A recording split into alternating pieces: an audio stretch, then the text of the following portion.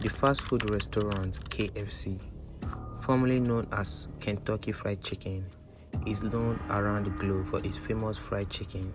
Its finger-licking good franchise can be found in 130 countries all over the world.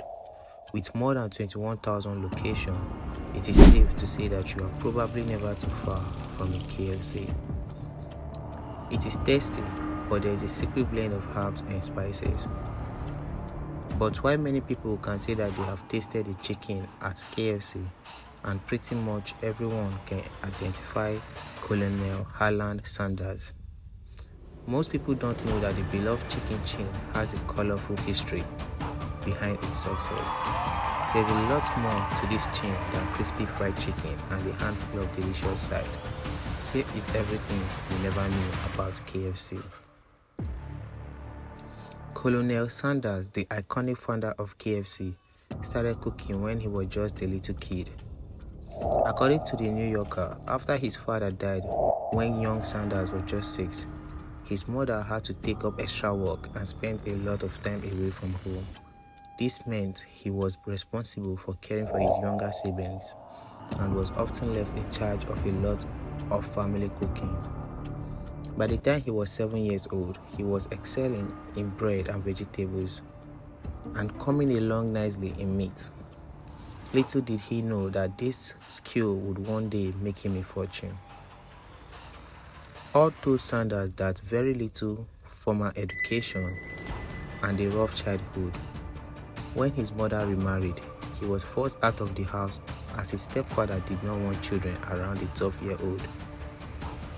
Then he began working on a farm, making monthly wages plus room and board. At first, he balanced the work with school, but gave up on getting an education in 7th grade. When I started to class that fall, they had algebra in our arithmetics, said Sanders. Well, I couldn't conceive any part of it. The only thing I got out of was that x equaled the unknown quantity. And I thought, oh Lord, if we got rested with this, I will just leave. I don't care about the unknown quantity. So my school days ended right there, near Greenwood, Indiana, and algebra what drove me off. Sanders would have many jobs before he began making chicken. Some of the jobs he worked at were a farmland, streetcar conductor, a fireman, and an insurance salesman. In the early 1930s, Sanders was running a service station when he had the idea for KFC. A customer complained that there was no good food around, so Sanders decided to fall back on his cooking skills and convert the storage room in the service station into a small dinner. He began selling ham, mashed potatoes, biscuits, and most importantly, fried chicken. KFC is almost as well known for its deeply entrenched advertising slogan as the fast food chain is for its namesake chicken and coleslaw. For decades, the phrase "is finger-licking good" has vividly described seemingly irresistible taste of KFC chicken. It's one that developed organically. It started with the Dave Harmon, who opened his Kentucky Fried Chicken outlet in Phoenix in the 1950s. According to Creative Review, Harmon would appear in local ads for the restaurant, filmed at a Phoenix TV station, eating a plate of chicken while his restaurant manager, Ken Hamburg, delivered the narration. After one such commercial, a viewer complained to the station, objecting to the imagery of Harmon licking his fingers while he ate. When he heard about the call, Hamburg blurted out, "Well, it's finger-licking good."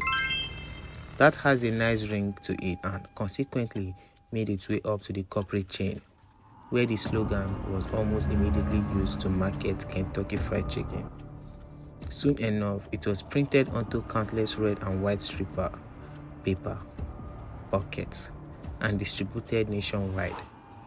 KFC has used the slogan off and on over the years, discontinuing its use most recently in 2020 during the coronavirus pandemic.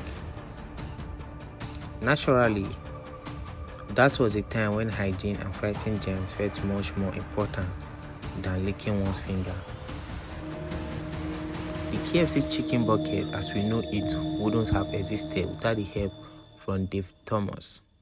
He was a key employee in KFC early years and came up with the idea for the iconic red and white striped chicken buckets, the streamlined menu, and the rotating chicken bucket signage.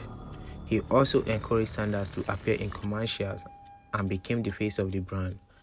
Advice he later took himself, Thomas would later sell his KFC franchise back to Sanders and use the money to start another well-known franchise known as Wendy's. If you ever find yourself spending Christmas in Japan, don't be surprised when, instead of a turkey or ham dinner, you end up celebrating with KFC, according to the Smithsonian magazine. Thanks to an aggressive marketing campaign in 1970, the franchise is popular in Japan, especially during the holidays. While Christmas is not an official holiday in the country, people still come out in droves for a fried chicken dinner on holiday. This is the story of Kentucky, known as KFC. Please don't forget to subscribe and like my video for more content.